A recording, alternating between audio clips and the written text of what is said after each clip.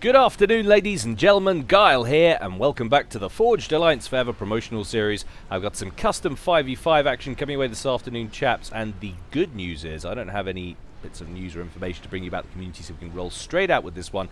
It's going to be a smattering of Joes, but mostly pros, which I think often offers the best sort of entertainment for a game, and it's all going to go down on Pyramid. So let's go on over to the game zone and see how these guys are going to get on. So, of course, Pyramid, classically a 4v4, has been augmented, though. They've added this extra spot out here at the front, down here, where there'd be normally a single mass point. They've extended to another starting location right there, and they have thrown in, of course, the typical 3 mass instead of the obligatory 4, which you'd find on other maps. Pyramid always had these this set up 3 mass and 1 hydro, which serves to extend the game a little bit. It allows people to get into the later game, which is why it's one of the more popular maps for the longer, more entertaining games where people can play with all of the toys, which makes things fun for us. Anyway, let's take a look at the teams. We'll call this Team 1 up here at the top. We'll call this Team 2 down here at the bottom. Going first for Team 1 up here at the back, rear guard air position. It's Kamer, and he's going Seraphim in Elephantine Grey, opening first land. Interesting decision there. I would have gone first there, but it's totally up to him. Next, team member number 2 for Team 1, it's Shades of Blue, but he's being ironic today. He's going Vivacious Violet, and he's chosen Aeon, opening first land. Down here, we've got Zed Strike in Cyanide Scion. He's going UEF, opening first land. Fourthly, I didn't say thirdly there, fourthly for Team 1, it's Scarecrow in Burgundy Red, also going UEF, opening first land and then second air. So some commitment to the air game in the early sections of play from Team 1. And last but not least, we've got Surfer in Mellow Yellow. He's out front. He's chosen Cybrin and opening first land. So that is Team 1. Let's take a look at Team 2, rearguard air position. First of all, it's Talaris. He's gone Volvo Beige. He's gone Aeon, and he's opened first land and second air. Next up here for Team 2, we've got Wet Cigarette, which really does conjure up some horrible, I don't know, brown flaccid images in my mind. Interesting, if not descriptive name there, evoking miserable images. Anyway, he's going Breast Cancer Awareness Pink, and he's opened Cybrin first, second land, and then gone third air. And thirdly, for Team 2, already on the move, we've got Build More Flak in Spetsnaz Green. He's gone Cybrin, opened first air. Interesting. Not worried about the penalty for engineers there. And fourthly, for Team 2, Mr. Death, Electric Blue. He's gone UEF, and he's already moving way out right. He opened first land, but he's going to go second and third land and shove them far out to the east. And last but not least, it's Sonari. He's gone Ferrari Red, marching his way towards the middle there. Gone Cybrin, and he's just going to go land all day. As you can well understand, being a front player makes an awful lot of sense. So both he and Surfer getting to the middle in similar times. I suppose actually Surfer's got there a little bit ahead of him, well underway with their factory on this beautiful desert scene. It really is a majestic looking map. Not a lot has got into the decals on the ground, but it does evoke a nice desert scene. I can almost see Bear Grylls cavorting through the trees, consuming caterpillars and camel dung as he goes. That's an interesting episode if you've ever saw that incidentally. Google Bear Grylls eats camel dung. I don't know if you'll find a video of it online anywhere, but damn! The dude pulled out camel dung from a rotting camel carcass from inside it and squeezed the juice out of the poo into his mouth. I just thought I'd leave that with that there for you guys. That's a nice image for you, but damn! Saw it the other day. Boy, put me off my tea. Anyway, back to Subcon. A couple of little attempts at some drops here, trying to take the bottom right hand position. Engineers not faring too well. I think this one might make landfall. Indeed it does. 3 engineers and a striker. Those interceptors there from Talaris doing a good job with the first transport, but just not packing the wallop sufficient to take down the second. That's going to be a nice early grab, I suspect, for Team 1. Looking at the top left corner, no early plays to that as yet. We have got a Mantis out there that's going to take out that scout that was coming in from Shades of Blue, but he's going to need backup pretty quick. We've got a few Auroras making their way up there. Of course, the corners not an absolutely vital play on this map, but every little bit of mass helps, and if you can secure it, that's an extra 4 mass points. So good to get in there early if you can. T1 bombers coming in for a bit of harass now from Kamer. Lots of build capacity in here that could fall foul of that. Sonari and Build More Flak are going to need to be on their toes to keep that lot alive. And that bomber does get taken down, and I don't see any extra wrecks of engineers, so I don't think he managed to pick off any more on that bombing run. A few wall sections going up in the west, and we've got an upgrade going on Wet Cigarette there. So that's a longer filter. In a strange mood today. Mantis moving up the middle for Sonari. He's not going to make any headway. Going to run into groups of Auroras and Mantis further back for Team 1. So taking a look at commander locations, Scarecrow moving out to the east, setting up shop there. That's kind of mirrored slightly by Mr. Death, who's moved a little bit further forward to grab these intermediary mass points. Of course, that's offset by the fact that Scarecrow has got the corner. Z-Strike has come to the middle, and he's setting up shop sort of more to the right. Surfer right in the center, throwing an upgrade on his comm there. And another upgrade going on Shades of Blue, but he's marched a lot further forward than Wet Cigarette has, also on that upgrade, nearly finished. Well, I suppose he's not that much further forward. He's actually pretty equidistant in between that central mass point, central group of mass points there. And Wet Cigarette actually going to throw down some T1 PD, help secure the area. I needed a build capacity sitting there for Shades of Blue, having already grabbed those 2 mexes, that central mex dropping, but looks like Wet Cigarette's going to back off out of there. Not interested in tangling with that group of Auroras just yet, but now we've got a serious conflict brewing to the left of the central pyramids. Sonari moving in with his commander. Decent overcharge there, takes care of about 3 Mantis, or rather a couple of Mantis and a Medusa. All sections going up a little bit too late there to stop that push. The engineer is going to fall foul of that group of Mantis as it pushes way out west. Go west. Oh, you naughty Mantis. That Cigarette throwing up that auto gun in the nick of time. Going to force those Mantis to continue pressing on. Build capacity there. Not going to get that second one up though. It's a nice little push from Surfer. He's going to lose all of these units, but it's not necessarily how many you lose, it's how much damage you do before they die. Meanwhile, a cheeky little push here from Z-Strike. That's going to catch a whole lot more build capacity, this time for Build More Flak. It's going to lose a ton of engineers here up in the center before Sonari manages to deal with the situation. Now we've got T2 on the ground for Sonari, already rolling up the center with those Viper mobile missile launchers and a Rhino or 2. And now we have a push into the bottom right-hand corner from Mr. Death. It gets old. Scarecrow, attention elsewhere. Need to do an awful lot though. These are pretty much all strikers, not a single Lobo in the pack, no artillery to deal with that emplacement. I think it's fair to say Mr. Death was not expecting quite such a heavily defended position from Scarecrow. He will be better informed next time, but it's looking reasonably even so far. So this section is kind of offset. Mr. Death sort of, well, had it, looked like he had it secured, but that could be about to change. We've got triads going up here from Scarecrow, who's clearly got the T2 upgrade on his comm there. And that is more than likely going to force Mr. Death back unless he can dislodge this position quickly right this moment with a quick push with his spam and his commander.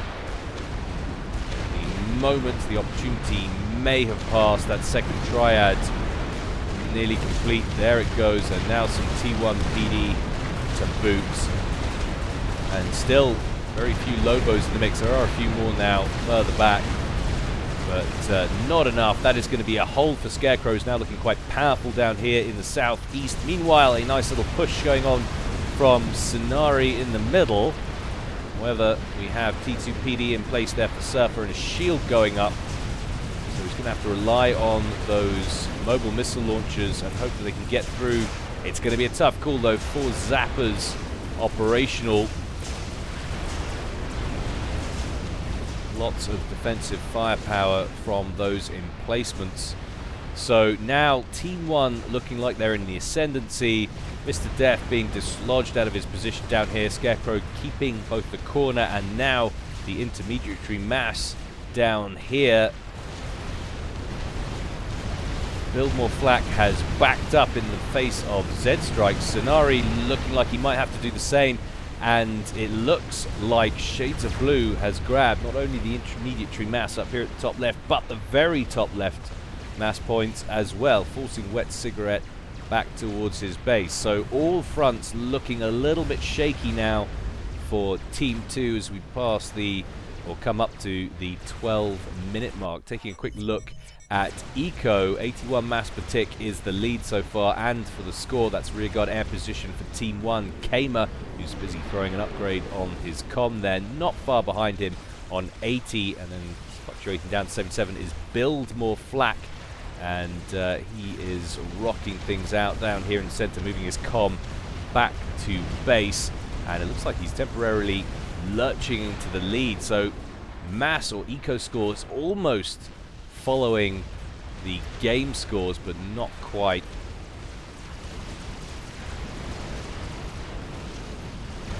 But Sonari needs to make a play for his team here. He's got a decent body of troops in the center, but assaulting that central position, do not recommend. I want to think about wheeling right, trying to come through here, pick up a few mass points, perhaps challenge this position from the rear. There's not a lot of mobile force on the ground for Team 1 up here in the center. The only real threat would be these pillars slowly moving back to base. I don't think he's feeling like pressuring that. Well, maybe. You see a move order there. He's just setting it up on the ridge for the moment. Scarecrow burrowing in down here, fixing to build another group of PD, T1 and T2.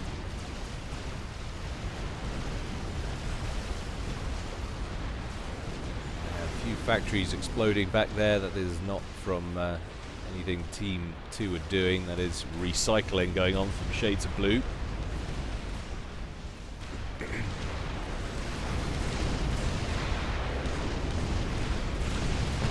Lots of standoff firepower here from Sonari. Needs to be careful though, taking triad fire from Scarecrow's position at the side.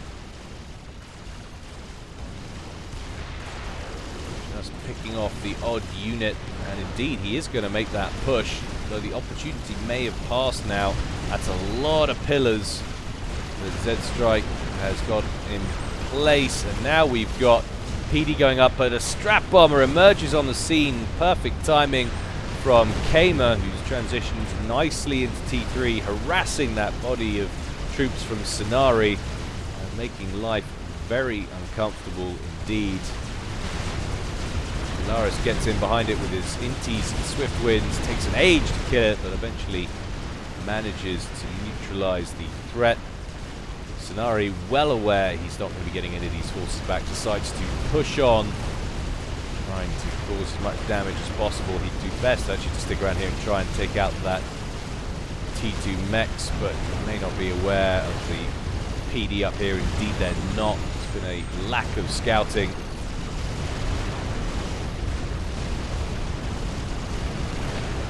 So tell, letting Team 2 down just a smidgen there. A little more flack, still keeping his team in it from an economic perspective, but came up running away with this one. 140 mass per tick. Build more flack on 111. Everybody else sub 100. Some of them by quite a bit. Mr. Death suffering very much so. Surfer from mass deprivation.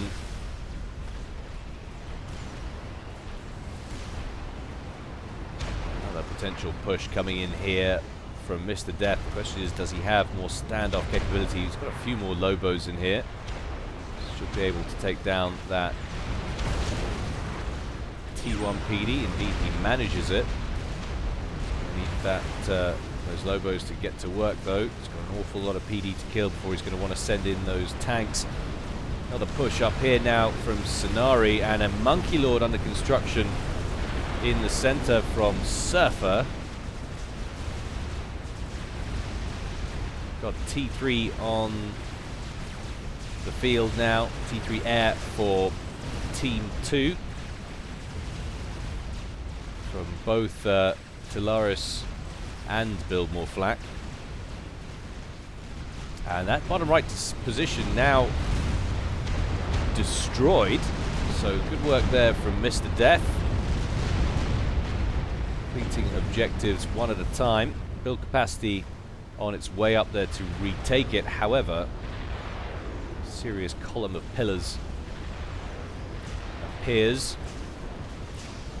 Which sounds strange saying column of pillars.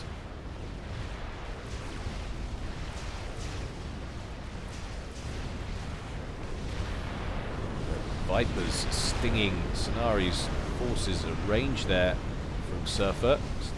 He's going to have to back up slightly.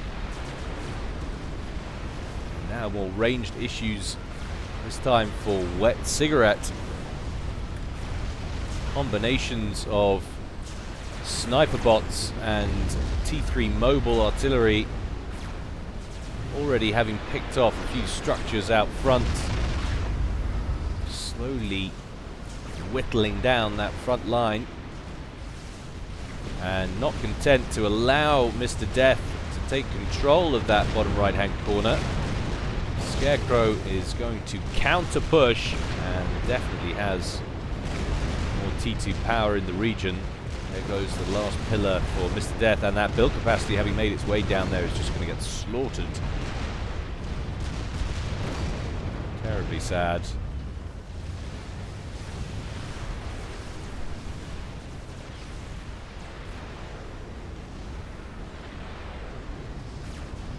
And we have a Monkey Lord online. Expected it to be for Surfer first of all. Has just gone into the green, but it's in fact Build More Flak that gets the first one operational, and he's selected Shades of Blue by the looks of things for his target. Has he issued orders? Yes, he has, and wisely electing to try and get in behind this group of troops. He can get in and destroy this position, cut off these forces, be able to sandwich them in between his Monkey Lord and Wet Cigarette's troops. But Shades of Blue scouting well with those P1 scout planes, spots the Monkey Lord and manages to back his troops up in time. Lasers for everyone, and that should surely pack enough firepower to take out that position. Down go the T2 PD. So frustrating not being able to prioritize targets with that laser. You've just got to walk that puppy in there. And still that battle rages for no real significant gain for either side in the center there. But that might be about to change. Another Monkey Lord on the scene, this time for Surfer. Where's he going? Going up to intercept, or is he going to push? I would recommend pushing. I think that's what he's going to do. That will represent the end for that little band of forces there for Sonari. And nice work from Wet Cigarette, taking the opportunity to push up to the top left-hand corner. So things have changed somewhat.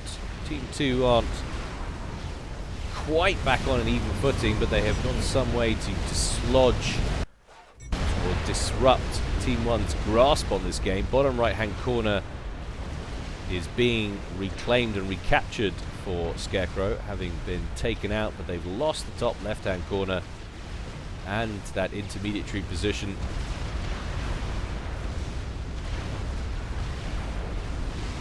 However, they have a few problems in the center. Scenario is backing up away from that Monkey Lord as it makes its way into his base, and he hasn't got much on the field to deal with it. Times like this, you really hope that your air players can come to your rescue. That Monkey Lord down to around 22,000 hit points, but in come a couple of strap bombers there from Talaris. Very welcome indeed, I'm sure, from Sonari. Takes it down to around 14,000 HP. Rather a shame for Team 2 that he stopped the march there. Should have kept on going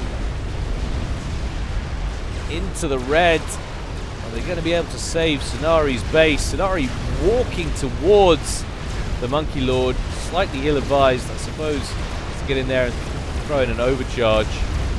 Another strap bomb takes him down to below 5,000. Where's the overcharge? Oh my God! No, that's awful. That's so awful.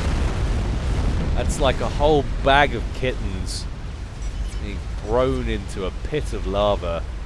That's just nasty. Sonari doesn't get into range and manage the overcharge. The comm goes down, but in comes the Monkey Lord from Biltmore Flat. Kills Zed Striker. There's another comm right next to him. Where is it? I can't see. There he is. Surfer's going to go down as well. Oh, there's so much dreadfulness. So, as soon as Team 1 claim a scalp, Biltmore Flat comes in and repays the favor with interest. Catches 2 ACUs in the center. Scarecrow screaming idiots in team chat.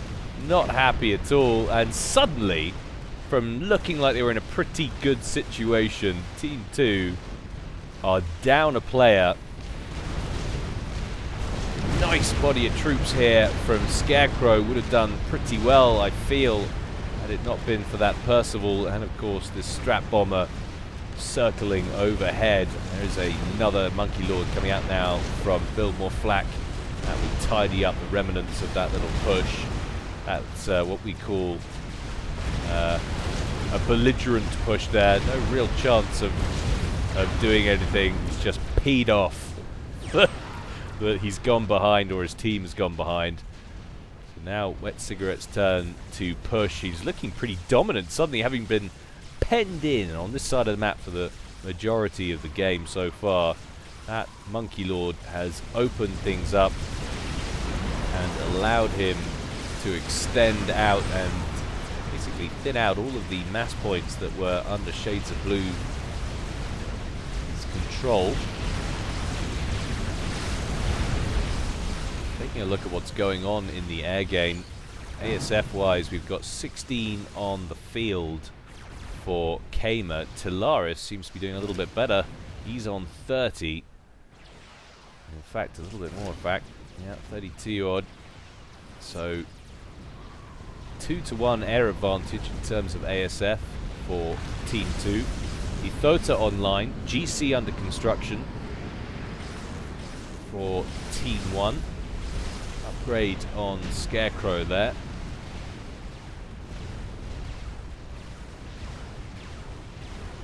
And now that Monkey Lord pressuring that eastern edge, that eastern front. Scarecrow has wisely withdrawn his comm to the base. He's going to want to try and get something on the field to counter this Monkey Lord. He will not want to lose that forward position. He's got his T3 HQ there and an upgraded factory T3. More lasers.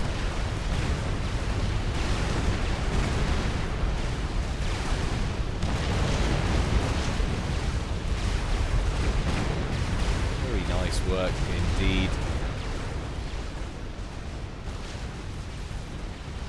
Mr. Death posturing on that bottom right edge again. This time he's got a demolisher down there, so that should definitely soften things up.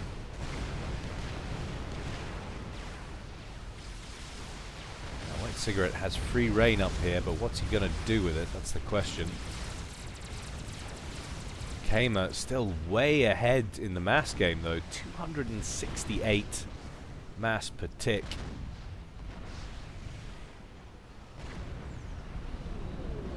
And for the moment he seems to be ecoing and just focusing on gaining control of the air game, building intermittent T3 P-gens and T3 air factories, but look out, he's queued up a nuke launcher at the back there.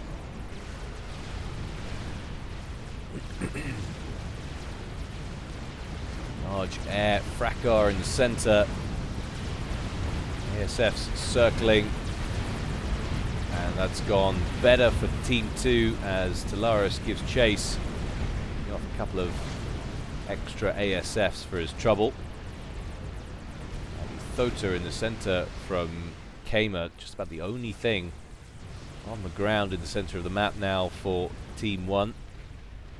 Strap bombers from Talaris softening it up.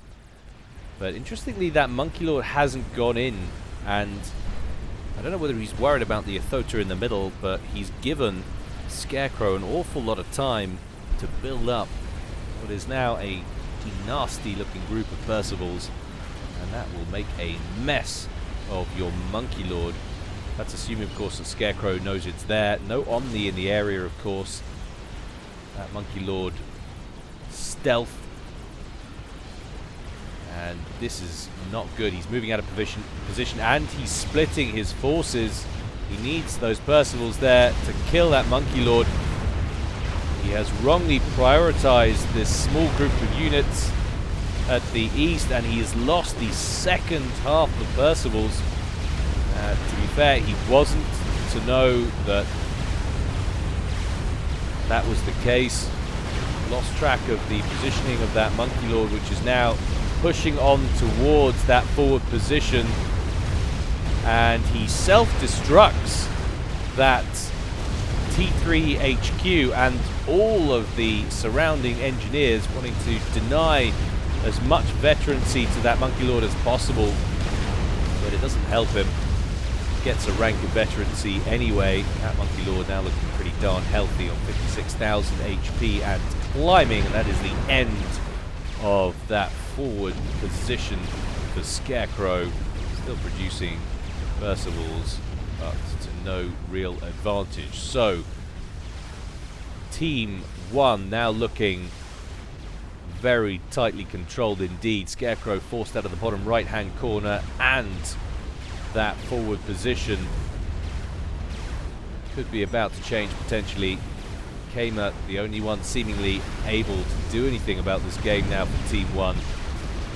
There's a couple of chickens in the area. Talaris just picking off mass points though with these strats. Very nice work.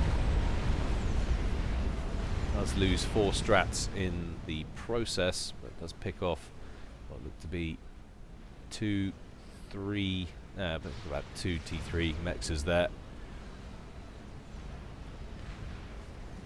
And another Monkey Lord there from Build More Flak, who should clearly change his name to Build More Monkey Lords. Crab as well inbound.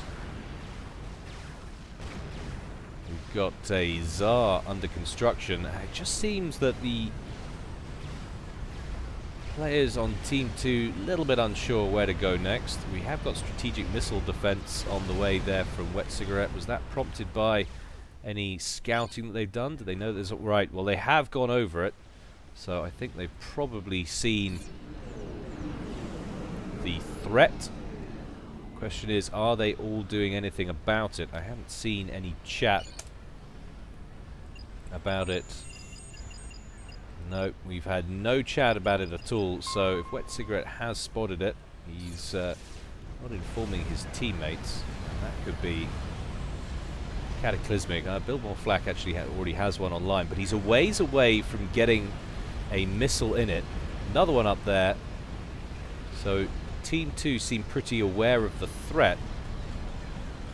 The question is, are they prioritizing it enough? Well, there's a decent amount of mass in the bank, going down fast though for build more flak. If I were them, I would not be worrying about anything except getting anti-nukes in the silo at this point. That megalith can wait, because they have a very small window to get one operational, and they're not going to know it. It has to frighten you when you don't have operational strategic missile defense and you discover a nuke launcher at the back of your opponent's base. Never a nice thing to discover.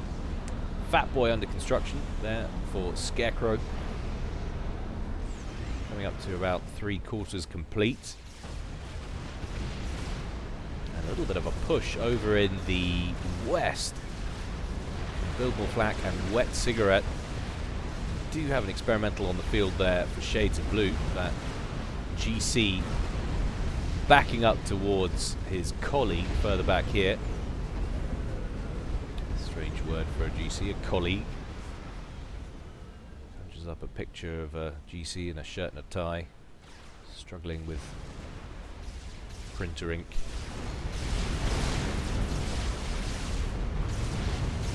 Rambo preset. SCU coming in towards the center from Scarecrow, and I know I say it every time, but I love strategic launch detected. How the SCUs have been brought into this game in FAF, and check it out, that nuke in the air. It's coming straight towards Build More Flak. He does have that forward one operational, no missile in it though, and that rear one, well, that just goes to show you that every now and again Gyle can be right about something. As that nuke wings its way over, it's going to tear a gaping hole in the defenses, ow, of Team 2. Build More Flak, fortunately ACU nowhere near. And what does that do? Well, it takes him from 248 mass per tick to 145, dramatically reducing the income. Coming in for Team 2. Monkey Lord trying to chase down that SU. Ah, he's going to get wedged. That's good micro from Build More Flak. Oh, the dreaded Monkey Lord and its clockwork mounted laser.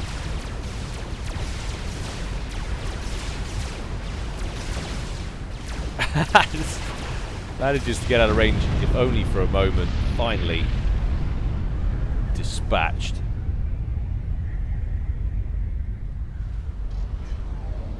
Got a second nuke, almost 50% done, and the problem is that anti-nuke might not be ready either, so we could get another hit here for Build More Flak. If they're scouting well, Kamer will realise he can't go after Wet Cigarette. He has operational nuke defense. It seems like he could hit Mr. Death, but Mr. Death not looking like the largest threat. Well, he's got one there. Take a look at how that covers it. He might just be able to sneak one down. If he lands one in here, he can hit the power grid of Build More Flak and take out most, if not all of the core mechs for Mr. Death.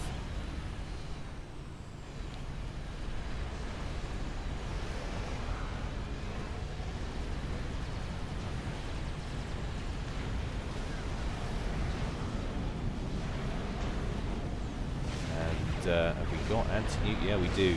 And he's got a missile in there as well, so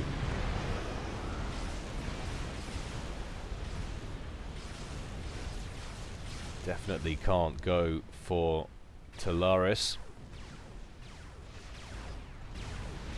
It's been actually quite a long period in this one without any major engagement. Yeah, we've had a few skirmishes in the air.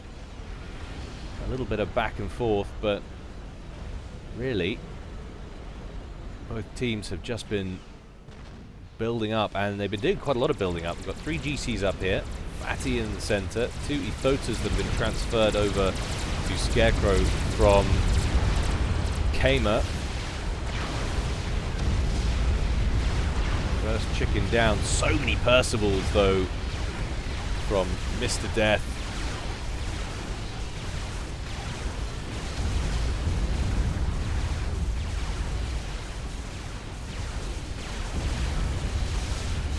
Storm going to claim a couple of Percies. Ah, that one at the back there is surviving on 300 HP. And unfortunately, the Monkey Lord has got caught the other side of those Iron Storms. Those SCUs are going to be able to chase it down. So, a few kills claimed there for either side. But Mr. Death, nasty looking group of Percies. He's slowly adding to the number. And we look up here just in time to see another nuke launch. Where's it going? And it is indeed going to hit Biltmore Flak again. He's going for the other power grid and the front SMD. He's hoping that hasn't had time to get a missile in the chamber, and he is right. So that is going to be another nice target selection there. A little more Flak getting brutalized by this nuke launcher. Drops him down even further. And look what that's done to his power. Having major issues now. SCUs versus Percivals. Generally goes badly for the SCUs, but they do have a fat boy in support. Mr. Death, you're going to have to think twice about that. You don't want to walk into that. Percivals are going to run for their lives. There's your screenshot of the day. It's okay though, because it's UEF chasing them. They're allowed to be excited about that. Airdrop coming in from Wet Cigarette there, desperate to get into that Monkey Lord wreck, but going to get absolutely nothing for his trouble. We'll get a little bit of mass out of those chicken wrecks, but that is a very successful combination push there from Scarecrow. A lovely team they make. Rambo preset SCUs in the front, Fat Boy in behind. All you need is some T3 mobile anti-air and you would be set. Expecting something to go with that Caesar, also Caesar, Tsar, excuse me, I've said it again. Always used to take the proverbial Michael out of me for that one.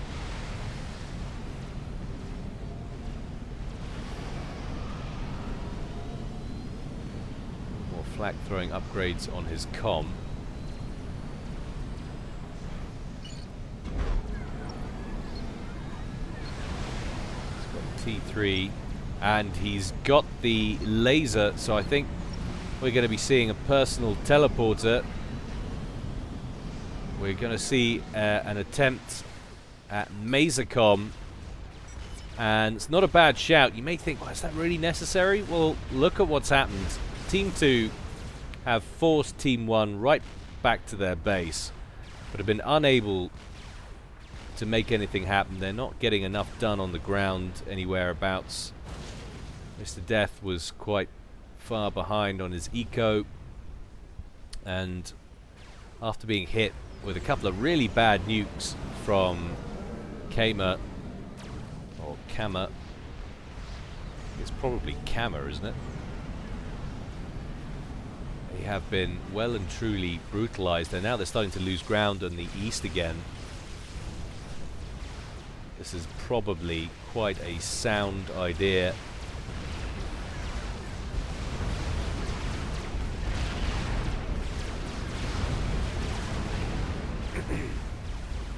it does go back to what I've been saying again and again. I have always disliked how uncounterable this strategy is. Black Ops, I believe it was Black Ops, has a teleport inhibitor, an instructor that puts out a field which prevents people from teleporting into. So if you teleport to it, it's either fourth dimension or Black Ops, one of the two. But if you try to teleport inside the field, it will drop you at the edge of it. It's a great way to protect your core buildings and your commander. But there it is, personal teleporter online. So you got the power needed, that's the question. Ooh, chilling in Laris's base. We've got teleporting support commanders as well. I wonder what the hell was going on. Kamer teleporting support commanders into Laris's base, so he's having a pop at it as well.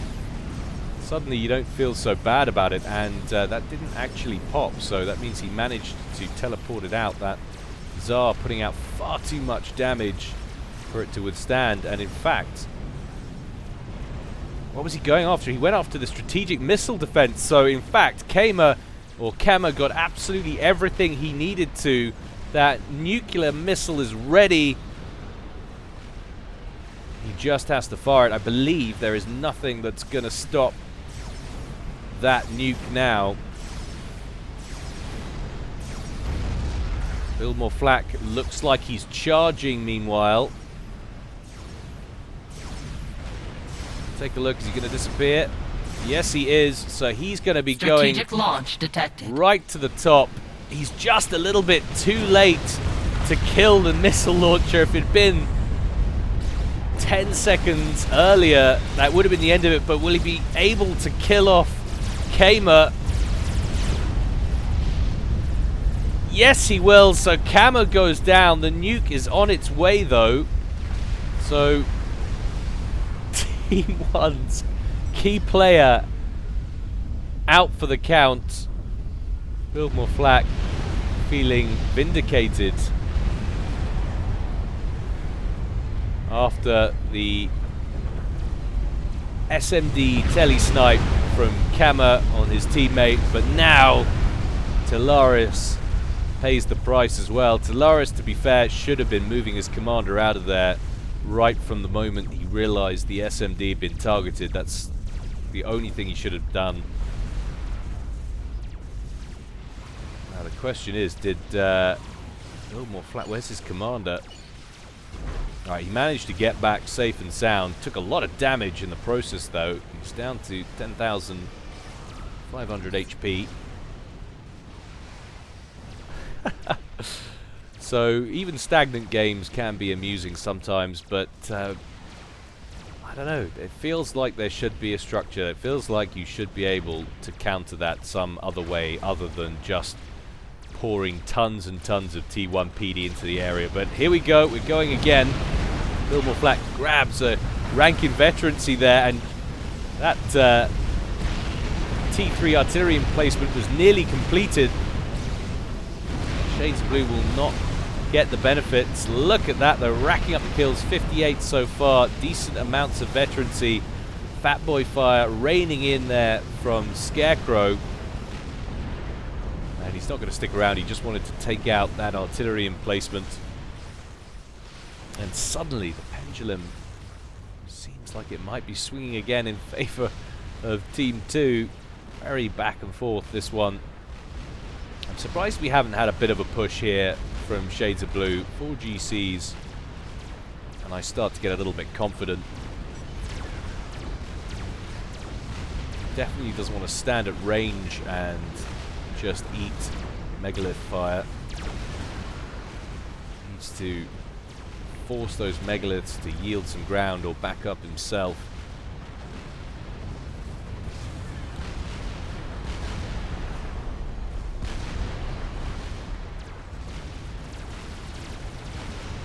We got a fatty here and a fatty here for Scarecrow. One in the middle there for Mr. Death. Tons of Percival's for Mr. Death as well. Just look how nails those SCUs are, though. I take this all day.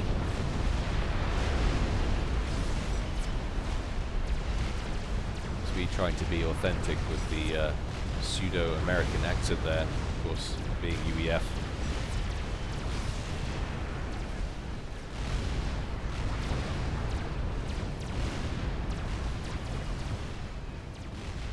That's a lot of strap bombers coming in, though, from Wet Cigarette. He's been quiet for some time. And now we know why. ASF scramble for defense there from Scarecrow. First round going straight after the commander. Most of them impact on the shield, but a few of them do get through. I thought they were going initially for that other nuke launcher that's at the back there, but Scarecrow down to under 10,000 HP. How many strats are left? There's the question as they go off map and come in for another run. I think they're going to do it. One more bomb. Boom, baby. And down goes Scarecrow, and there really is all she wrote now for Team 1. Valiant effort, but without Kama, they just didn't have the killing power. And now Big Toys rolling in all directions, and Billboard Flag actually teleported in at the end of that with his comm as well, and he's going to immediately start throwing together. What is that? Is that an artillery press? Yeah, they're Gunther emplacements with T1 power to assist. Soul Ripper inbound, and he so nearly finished that T3 artillery. They just won't let him keep it. He did finish it, but he's not going to get to fire a shot. That's so frustrating. Soul Ripper now going after Shades of Blue's comm. 17,000 HP on that chap at full strength. Huge team of Colossi out front. One of them is very peaky though. Prioritize that one. But trouble is, there's a whole wave of Bricks and Percivals coming in from the right. So cheeky. I'm just going to teleport up here and build static T2 artillery and hurl it at you.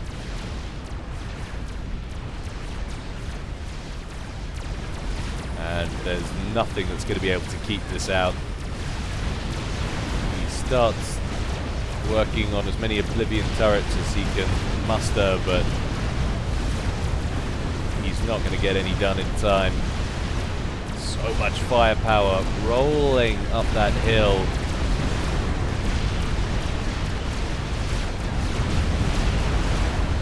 Boom! And down goes Shades of Blue. 48 minutes. And the game is concluded with a solid win there from Team 2. Can't honestly say you thought it was going to go that way. I certainly didn't. But hope you enjoyed that, guys. Anyway, more to come from me in the future, as always. Hopefully the next one will be inbound on Thursday. But in the meantime, stay well and stay safe. This is Gyle, signing out.